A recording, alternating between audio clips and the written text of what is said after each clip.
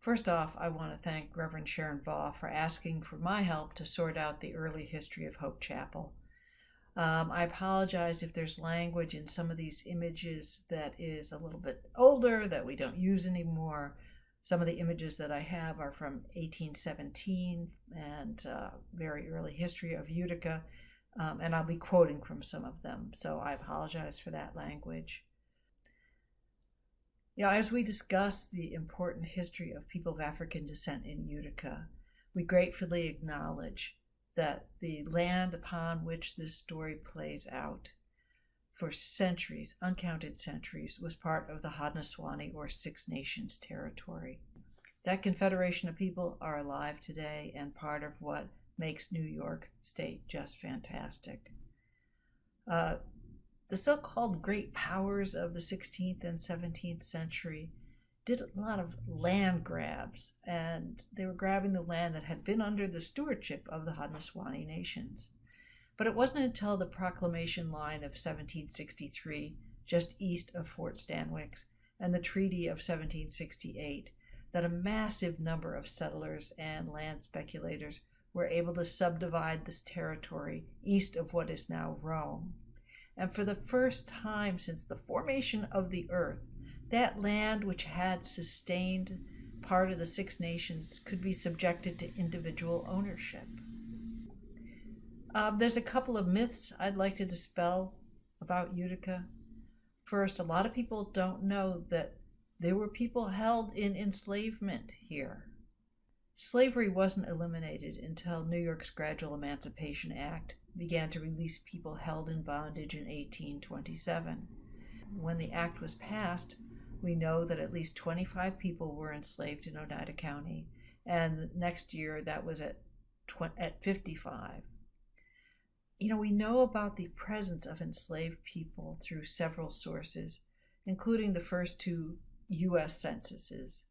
Then there's newspaper advertisements in the Utica Patriot for both the people who ran from enslavement and those who were selling enslaved people. And some of the histories of Oneida County and Utica name a few people with specific attributes and name the enslaved people. For example, in Pioneers of Utica by Moses Bagg, it recounts an act to prohibit the sale of spirituous liquors to an apprentice, servant, or slave without a permit from the master. Bagg also describes a terrible incident in 1801. An enslaved mother who was held to service by a new resident of Utica, Frances Dana, was extremely worried about being sold. It could have been because of the move to Utica, or maybe she knew he was short of money, which is a common reason enslaved people were sold. He might have threatened her with his plan to do so as a means of control. We can never know what kind of fear she was living under. Because of her belief that she and her child were about to be sold and perhaps parted forever, she jumped from Dana's boat into the Mohawk River with her child in her arms, and they were both drowned. By 1827, the number of enslaved people had dropped, but still in the 1830 census, there were 13 people counted as awaiting freedom. 5 free persons of color are listed in the Utica Directory in 1817. They are John Conway, Dinah Lewis, Jonathan Schooner, Pomp Tucker, and John Strong. And Strong could be a Black Revolutionary War soldier of the same name who was born in 1743 in Rhode Island and who served in one of the black regiments organized out of the state. We're not sure. These names represent only the heads of household. There's more family members and boarders behind those people. A man named Jacob Blackton was a fiddler who was recognized as Bagg as an important personage in occasions of festivities. And there was George Stewart, who was a veteran of the French and American War, who served British Navy Viscount Admiral Samuel Hood. He was described as a gifted singer and a sharp dresser who led delegations of people of color in public processions. And why some people are convinced there were no African Americans in Utica until the Great Migration during the racist and violent Jim Crow era of the South. Many people were terrorized and murdered by white vigilantes there. There have been free people of African descent living in Oneida County since the 1800s and perhaps before then. In the 1810s and 20s, Utica was growing. It was expanding its borders. It was attracting a population.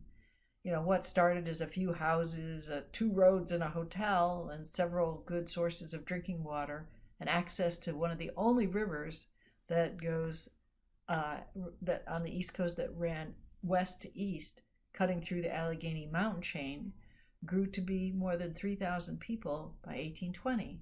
And the Mohawk River provided a travel method that was quicker than could be accomplished by land.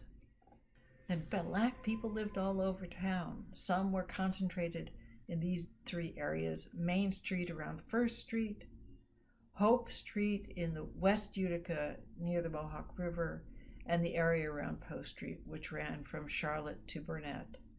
Others lived near the Erie Canal, which was one of the major places for employment of Black Uticans.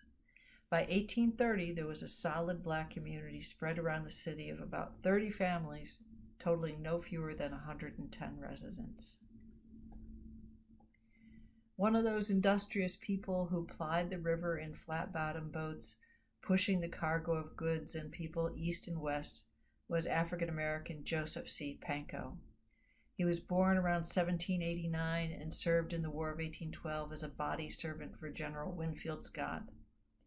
Pankow's arrival in Utica was around 1820. This was before the completion of the Erie Canal, so people and food and manufactured products were being transported on these boats, propelled forward, particularly when traveling upstream, using a thick pole. Quote, one who was especially strong was Joseph Pankow, who had on his shoulders huge bunches of calluses, where he set the end of the pole when he pushed the flattened boat along. In 1829, Pankow owned a grocery operation on the towpath east of Bleecker Slip, serving the boats on the Erie Canal, and Pankow eventually earned his keep as a whitewasher. He loved writing and produced a lot of poetry. According to a report in the New York Knickerbocker, he liked to create his poems as he whitewashed a room, brushing away dirt and grime, making all new and clean. He said the physical action of painting a ceiling lifted his thoughts and gave him inspiration. He was a man involved in many aspects of the life of Utica, and I will talk more about his accomplishments in a bit. It may seem odd to talk about the development of Hope Chapel by first talking about the early school system in Utica. But the founding of this institution wasn't a single event. There was a Sunday school movement in the Protestant churches and the founding of schools exclusively for Black scholars. And there were many on and off attempts to maintain schooling and worship. In the spring of 1815, a woman called Miss Eunice Camp, who was the daughter of Talbot Camp, gathered a few children, mostly children of color, in a small upper room of a building that stood on the corner of Genesee Street and Whitesboro Streets. It appears that the young and older learners who showed up for the first class were split into 3.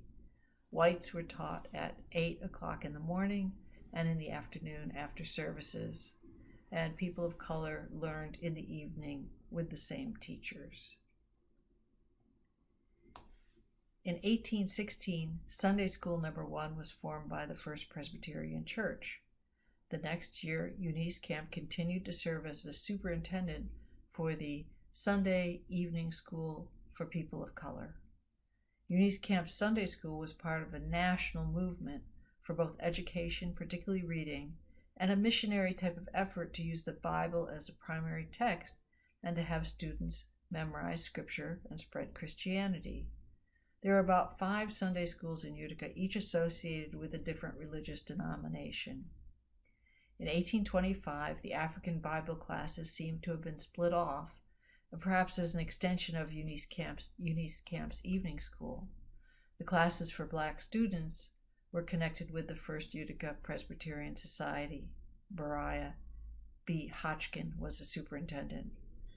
The people it reached were about 75, and they were primarily adults learning how to read.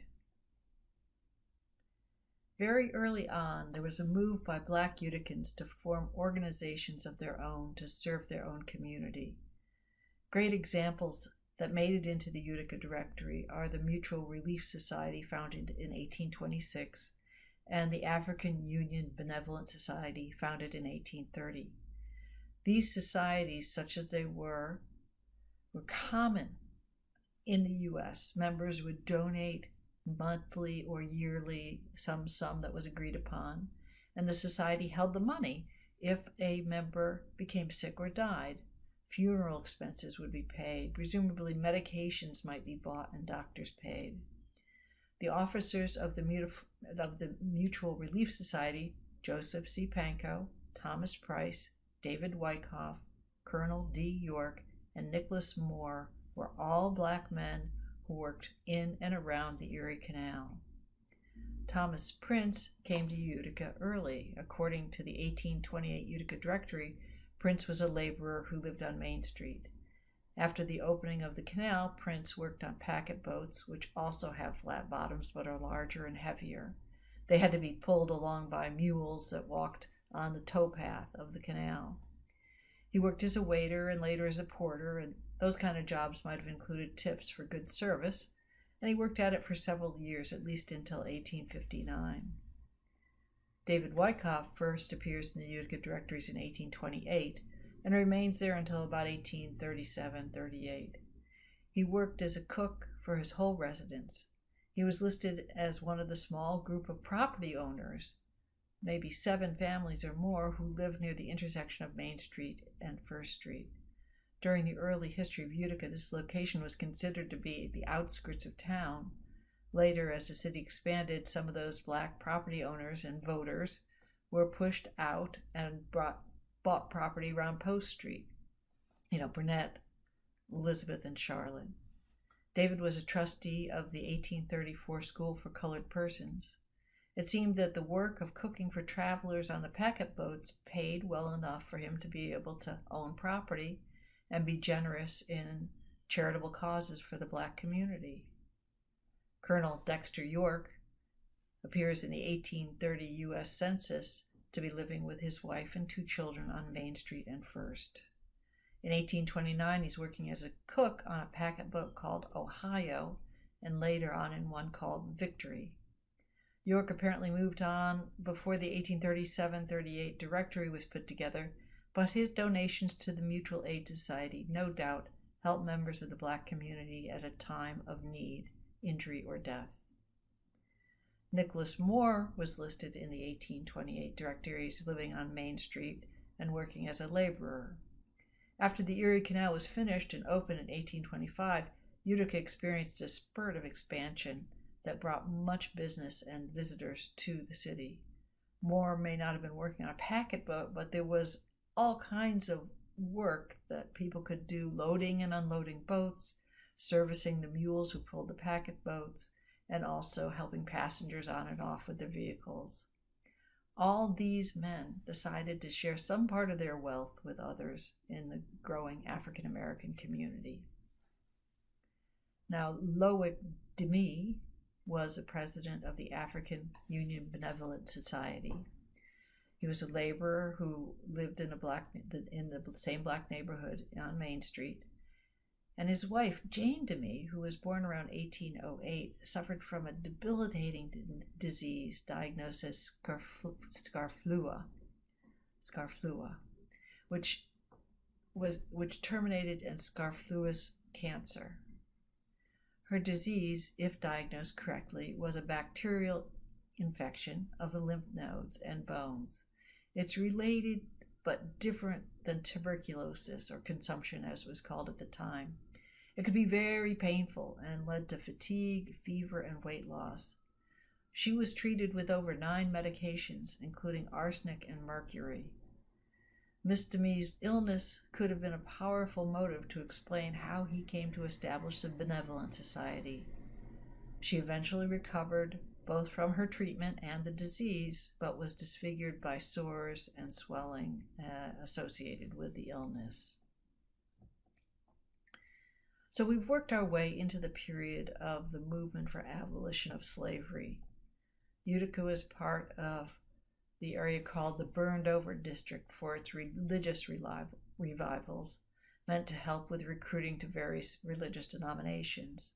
They were big and popular, and Charles Grandison Finney was a dynamic speaker who did a lot of these revivals, and he preached social reforms like ending slavery and providing equal education to African Americans as well as women. Finney was an inspiration to many, and at this time there was a political disagreement about how to end slavery.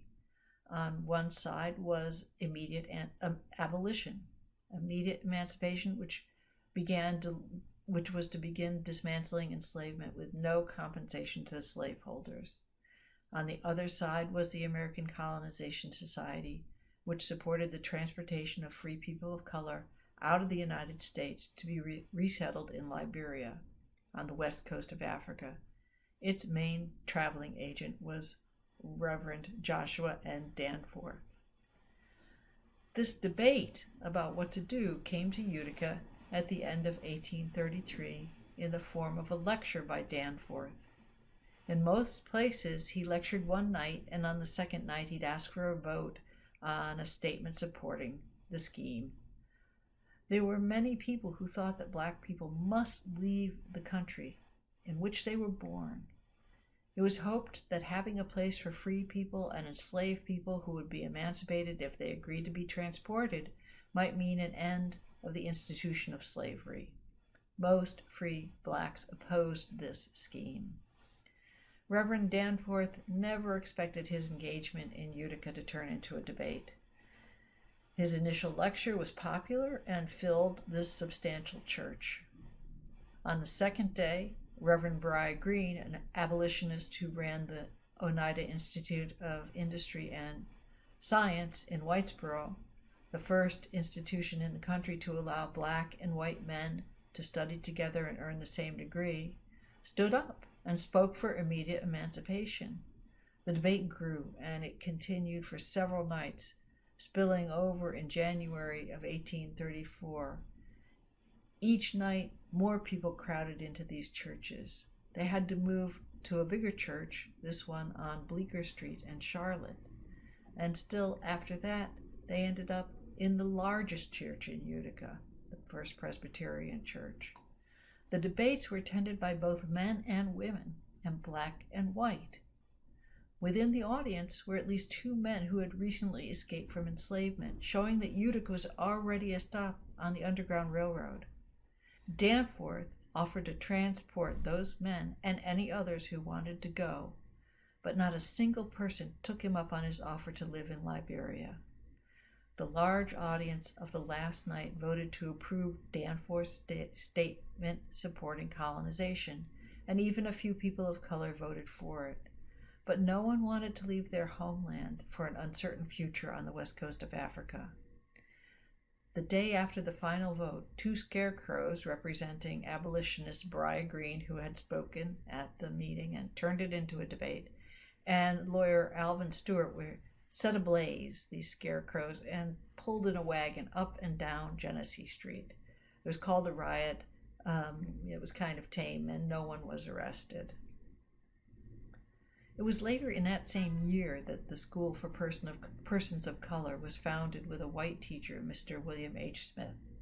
The trustees here are David Wyckoff, George L. Brown, and Joseph Pankow. Mr. Brown was a fancy hairdresser. He was a wig maker. He came to Utica in about 1828 and lived on Post Street. And he worked at various hotels, and he had a shaving salon and a perfumery. He, kept people's wigs in good shape. And he also kept an assortment of fancy whips for sale.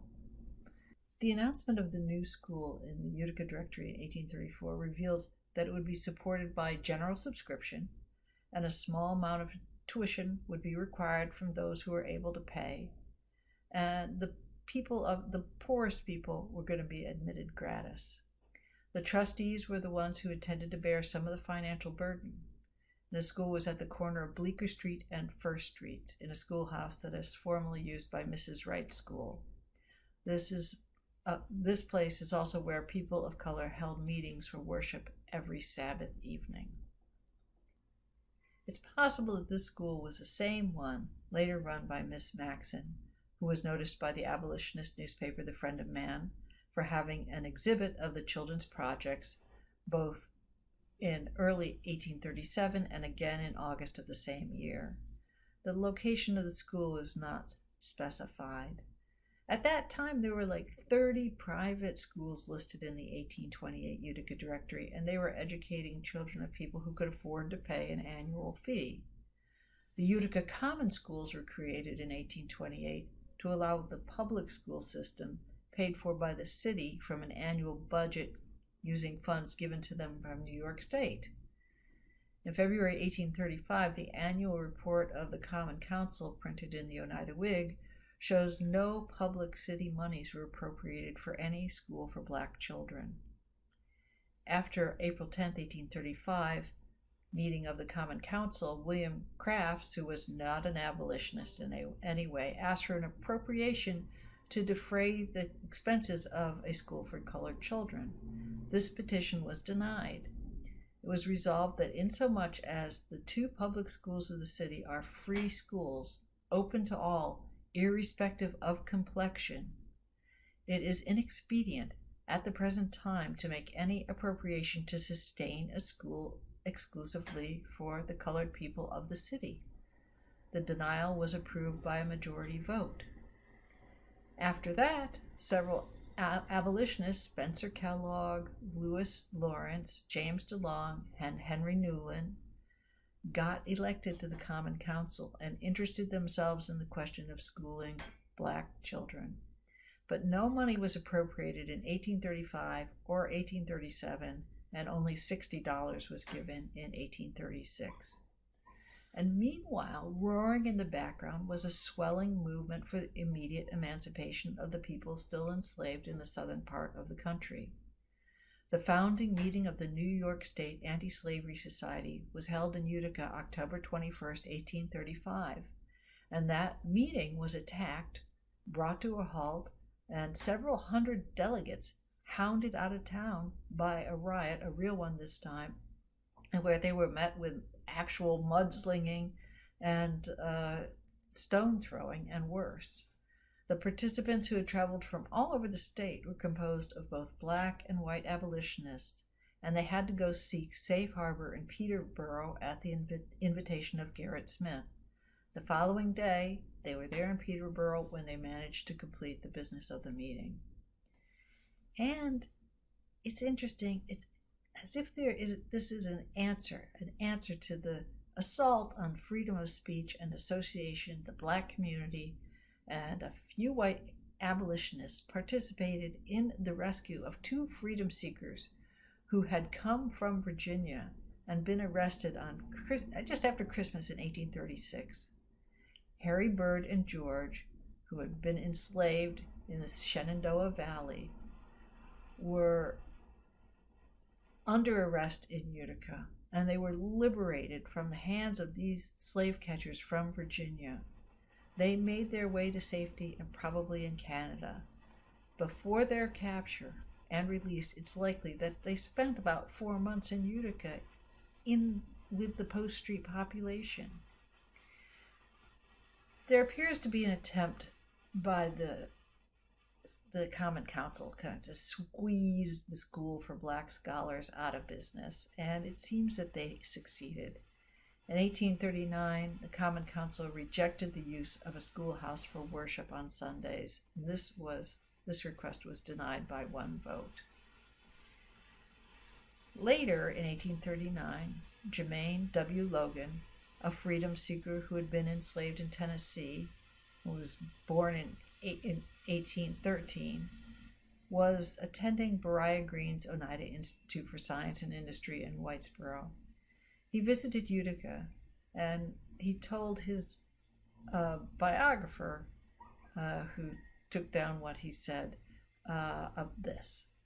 At Whitesboro, he first made a public profession of religion and united with the Colored People's Church at Utica.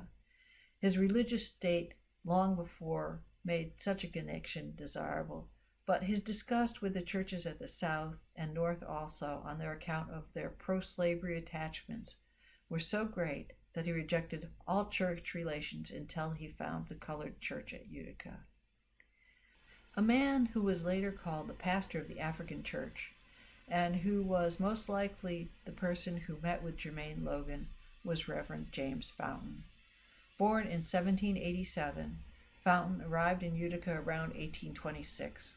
He listed his birthplace as Virginia, but after the passing of the 1850 Fugitive Slave Law, which tightened the consequences for people helping freedom seekers and sent a chill through the community of people who had left enslavement, like Fountain, he changed his name on the official documents on the census from Virginia to Herkimer County, and that is an indication that he was a freedom seeker who had been enslaved.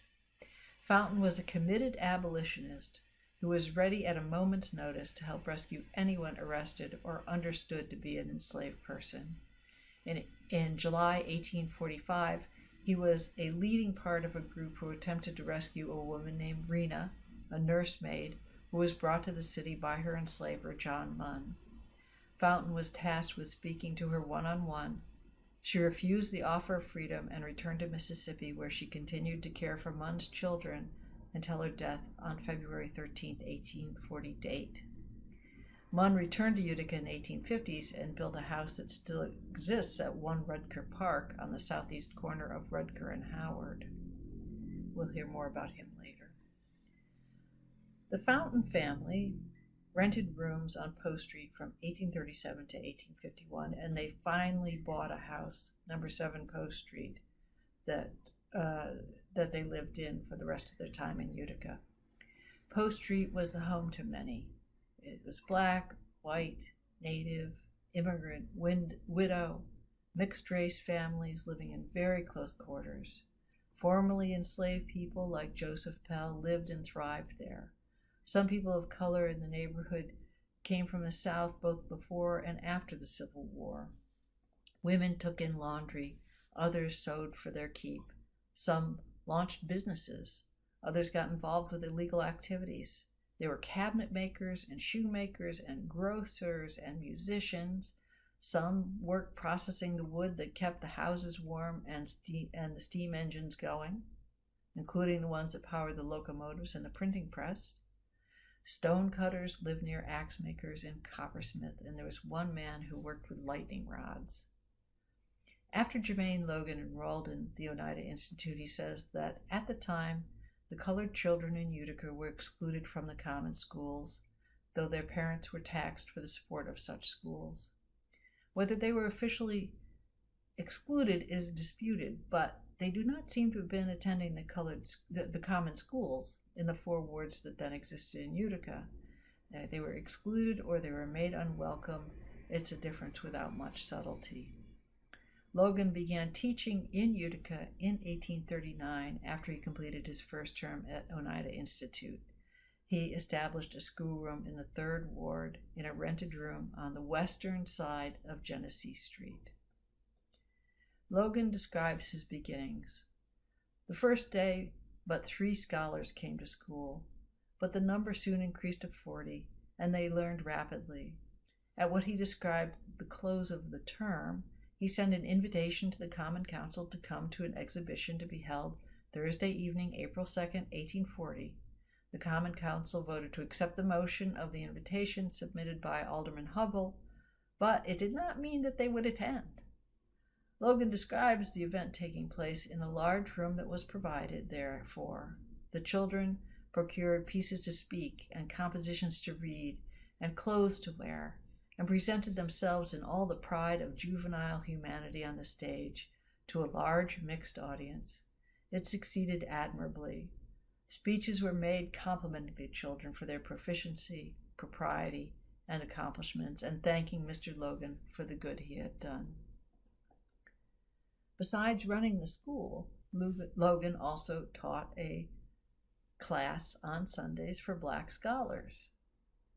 If in 1839 the request for the school in the Fourth Ward was denied, it's possible that the Sunday school and worship also occurred in Logan's Genesee Street classroom. It was at this Sunday school that he met his future wife, Carolyn Storham, as she was visiting her friends in the city.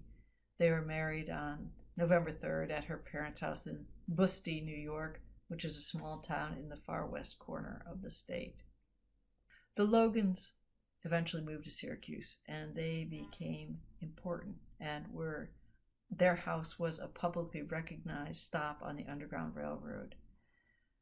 These are two advertisements placed in the Syracuse paper. Also, the upper left message to the public was an attempt to raise money to purchase Logan's mother. They gathered the sum, but her owner refused to sell her, insisting first that Logan had to pay for himself, and Logan refused. For a moment, let's step back into Logan's time in Utica. We know that there was something called the African Church that existed in 1840. In March, the Oneida Whig newspaper describes an incident where two young white men came into the room where the service was being held, took seats, and then harassed the speakers. They left and were arrested, and they were found guilty before Justice Ira Chase, and then fined $10. The reference here could be to Logan's school, perhaps used as a friendly space of worship for the African American population. The following month, Alderman Bushnell, an abolitionist, brought to the Common Council a request to have Logan School in the Third Ward to be hereby recognized as one of the free schools of this city, and that it receive the same amount for its support as the other free schools receive. This request was said to be injudicious in the present state of the school fund. According to the Common Council's end-of-the-year statement, J.W. Logan was appropriated $75 for his work and the school needs. The money did not come until February 1841, 7 days before the end of the fiscal year. Belonging in the school system of the common schools would mean more funding and the ability to hire teachers and a budget for books, but it was denied. There's an article at the time from the United Whig that called the present school system as filled with evils. The schools were funded with about $2,500 per year, and the article supported a provision being made to establish separate schools for colored children with precisely the same regulations. This might be good for the black school because it would be bringing them in line with an equal amount of money, the danger being that control would be taken away from the black community and perhaps from Jermaine Logan. So in 1841, he moves to Syracuse, and he said in his autobiography that he created the African Methodist Mission in Utica, which developed into Hope Chapel as we know it today. The exact year when that action happened is not clear. He might have created it before he moved, or it might have come about later due to his continuing connection with Utica. The next mention of church services for the African American community came in the 1840-41 Utica Directory. That document probably was compiled in 1839. It notes that the African Church has Reverend James Fountain as its pastor. In the list of churches of the city of Utica, the 1846-47 directory places the African Church on the corner of Pearl and Broadway, and there it remains until the 1849-50 directory. In the 1851 through the 1863-64 directories, there's no indication of a church or a school for black people in Utica. But historian Judith Wellman described a period before Hope Chapel this way: at least one black church, Zion Methodist Church, once in a very flourishing condition, was perhaps the forerunner of Hope Chapel. Its members may have formed the core of Hope Chapel's membership when it was organized in the 1860s.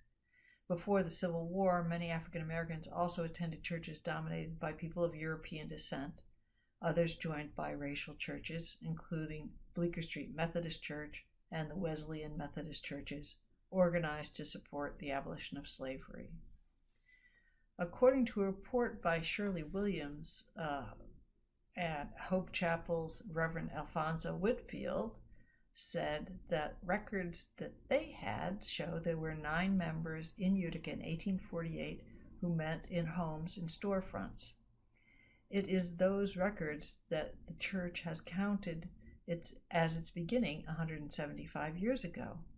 Unfortunately, the records in the newspaper articles are not now in the possession of Hope Chapel's present pastor, Reverend Baugh. Williams wrote that the old newspaper clippings that show a mission for blacks in Utica was started in 1862 by Jermaine Wesley Logan. The school for black children appears to have suffered after Logan's departure. In 1849, 1850 to 51, the directories place in a place that would normally have the teacher's name was listed as vacant. But long before the transition of Hope Chapel to the denomination of an AME Zion church we know today, there was some early notice of Utica by the National AME Zion organization. As early as 1828, traveling preachers from the AME Church came to Utica and other western cities like Rochester and Buffalo, as well as several cities in Canada West, according to their histories. Within a year, they said they had 27 members in Utica. Reverend Thomas Jane, pictured here, was born into slavery in Canajoharie, New York. He was sold and traded and ended up in the Fort Plain area and was enslaved by a man named George H. Hess. He ran away in June 1821 after a threat of being whipped, and he walked west, following the stakes that had put into the ground marking the path of the Erie Canal, where he passed through Utica. He became a member of the African Methodist Episcopal Society in 1823 and studied to join the ministry. He was drawn back to Utica during a tour to promote a newspaper that he and others founded called The Rights of Man. He was in touch with abolitionists Beriah Green, Gerrit Smith, and Alvin Stewart, and he was listed in the original announcement of the founding meeting of the New York Anti-Slavery Society, which means he was a committed abolitionist. He spoke many times against enslavement and colonization. Reverend James attended the convention that got broken up by the riot in 1835. He was again sent to the AME Zion Church to work in several upstate cities later, including Utica. Another man named Reverend John Thomas of the AME Zion Church in New York, whose picture I don't have, was added to the AME roll in the ministry in the 1830s. He came to Utica in 1838 and became a class leader, which may be one of the Sunday school classes. During his time, which was, 1837, 1835, the Common Council had given $50 to the School for Black Children. In June 1860, there was a report of an independent missionary of the Zion Connection named George Washington, saying that land had been purchased in Utica, as well as other upstate communities. Our people in these places propose furnishing their buildings before they are annexed to the Zion Connection. The Zion Connection was a group that was attempting to heal the schism between the AME Church and the AME Zion Church, and George Washington lived right here in Utica on Post Street at number 18. Yeah, every time there was an opportunity for early Black Uticans to come together and learn and worship, they did that. There was a tenacity and a desire that their lot in life would improve. That yearning, renewed year after year, brought about Hope Chapel as an adjunct of the First Presbyterian Church. But was getting control of a Black church a way to discourage Black worship in the larger congregation of white parishes? I don't know. Despite the presence of the African church and James Fountain's continued residence in Utica, the white leaders sought to keep black Uticans in the Presbyterian denomination. Perhaps it was Fountain's departure to join a black regiment organized out of Massachusetts to fight in the Civil War that in 1863, five prominent whites proposed building a separate church and created Hope Chapel Association to raise funds. The Hope Chapel Association was founded by former Supreme Court Justice William J. Bacon, Theodore S. Faxton, Ellis H. Roberts, Dr. John A. Payne, and Presbyterian minister Philemon H. Fowler. They formed the Hope Chapel Association for the improvement and elevation, mental, moral, and physical, of the colored people of the city. Soon after its formation, the association collected more than $2,000 and erected a church on Elizabeth Street in 1863, and Hope Chapel was inaugurated with great fanfare in 1864 in April. I'm quoting from an article about it.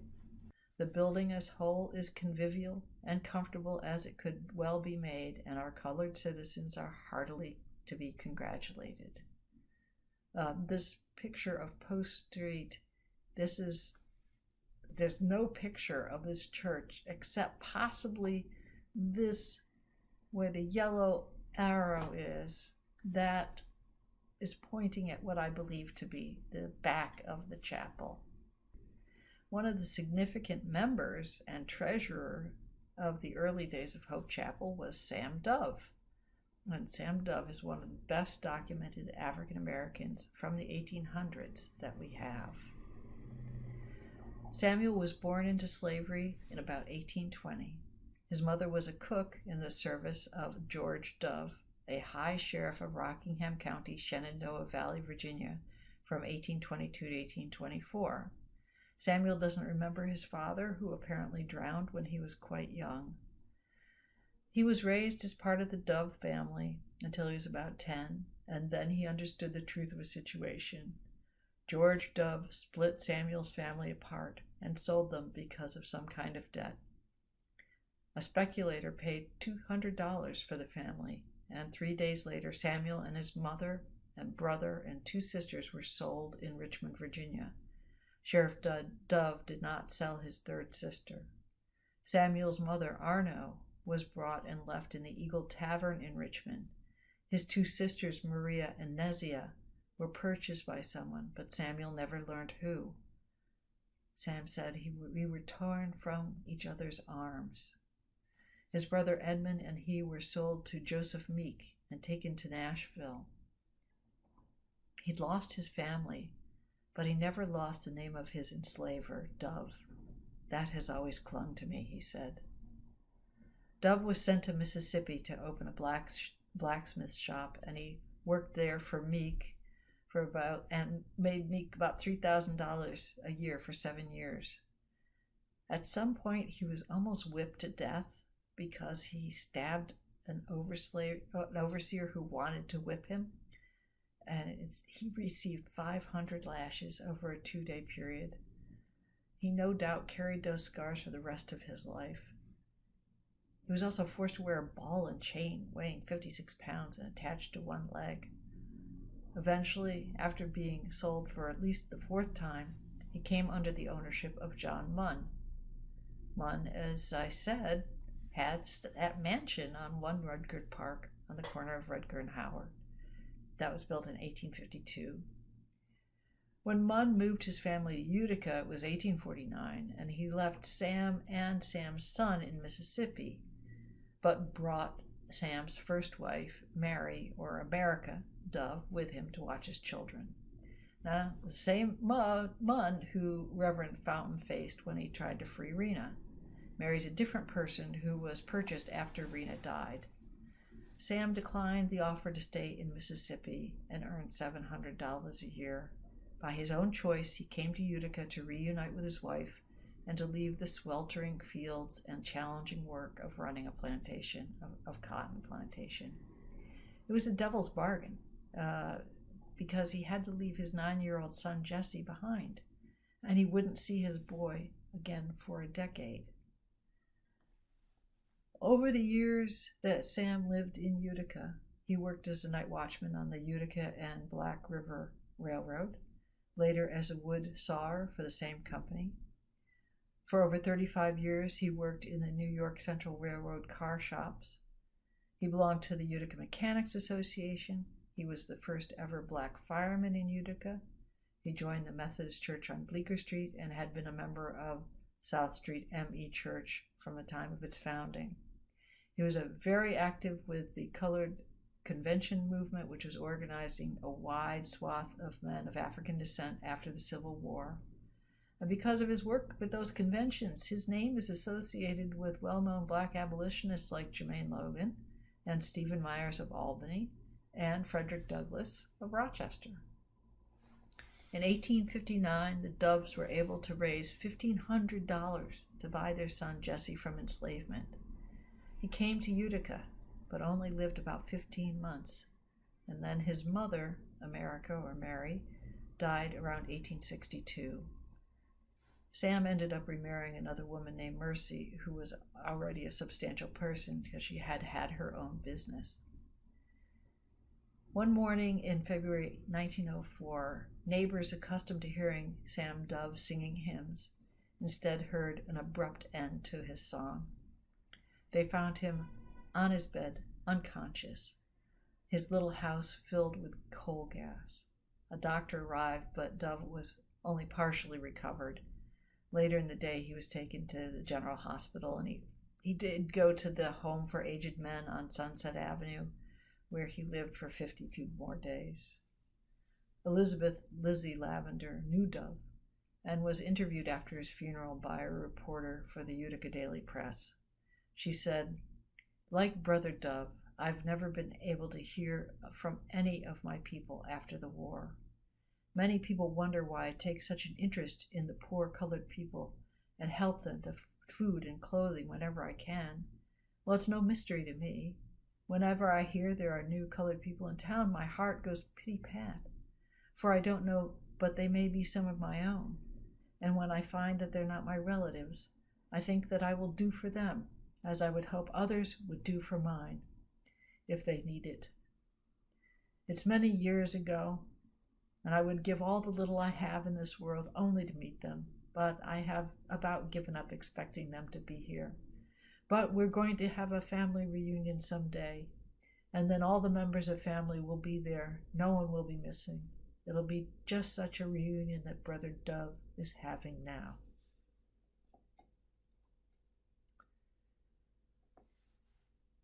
In about 1871, 8 years after Hope Chapel was established on Elizabeth Street by the Presbyterian Church, that Reverend T.O.R. Williams founded the AME Church in Utica. In 1872, there seems to have been some repairs on his building as well as a reorganization of some type, and they changed their founding date to 1872. He had a neat chapel on West Street between Eagle and Leah Streets. The church was in good spiritual condition. The building was purchased from the South Street M.E. Church. In 1874, they were still meeting on Leah Street. In 1875, they suffered some money difficulties. Reverend T.O.R. Williams was having problems with his health and his eyes, and money was raised, but still there was a debt hanging over the church and its pastor. There developed some kind of hostility between Hope Chapel and this AME Zion Church. Hope Chapel's pastor seemed to be reacting to an accusation that colored people are naturally Methodist. He proposed Christian union as the only answer to divisions and differences between the ministries. He seemed to suggest that all of Black Utica should be united under the protection of the denomination in which he preached, which was Presbyterianism. He was answered by Reverend T.O.R. Williams, the former pastor of the AME Church. He wrote at the time of the dedication of the chapel that a large majority of colored people were members of the AME Zion Church, some belonging to the ME Church, and many would not unite with that church for the reason that they had prayed for a house of worship, and in faith were looking forward to the blessing anticipated in the time when they could worship their own fathers under their own vine and fig trees. He goes on, Mr. M.A. Hopkins, he's the pastor at Hope Chapel, exclaims, Christian union is true reform. He may be right, but it would seem to me like an absolute apostasy. The letter exchange goes on for several more rounds, but the result seems to be that the two congregations did merge to create Hope Chapel Union Church. Hope Chapel received a legacy donation of $4,500 from Theodore Faxton's will. The monies were permanently invested, and the income was supposed to support the Sunday school of the institution. And Hope Chapel came under pressure when there was a discussion of a new jail that was supposed to take over Post Street. The church itself, the building, was deemed to be only worth $400, which was the lowest monetary value on that street. Toward the end of the 1800s, the only other indication of a black religious organization was the African M.E. Mission.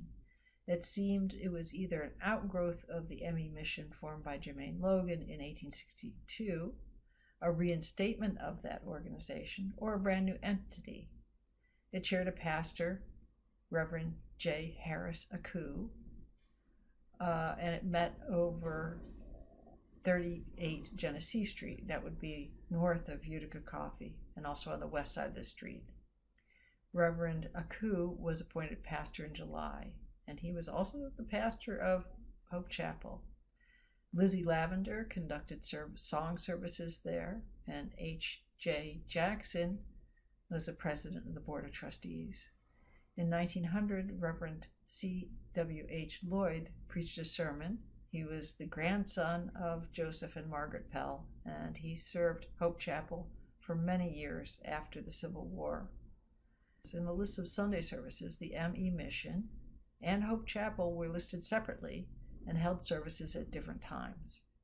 By 1901, the mission was no longer meeting in rented rooms, but in private homes. The last mention I could find of the AME mission was in 1904 when it had a concert and tissue paper reception. It took years for the collection of people who made up Hope Chapel to step away from the white leadership of the First Presbyterian and take control of their church for themselves. Once they did, the congregation called itself Hope Chapel African Methodist Episcopal Zion Church. By 1898-99, the name Hope Chapel Zion Church was listed in the Utica directory. When that new church, the church that was built with the help of the Presbyterian Church, became dilapidated, a new church was built at 425 Catherine Street. The movement toward a new house of worship in 1899 started when a subscription was taken up to pay for a new place, and the Utica Pastors Association was supportive of the project. The new church was built in 1816 and was Hope Chapel's home until 1865. There are still several people living right now who remember this church. In 1965, Hope Chapel moved from there to its present location at 751 South Street, formerly Trinity Moravian Church. But if you could read the sign of this church, the older church, you would see that the lower part of it on the chalkboard says, "Bring your friends." Surely Hope Chapel, as a welcoming church, is still living up to that entreaty to come and bring others with you. Thank you very much.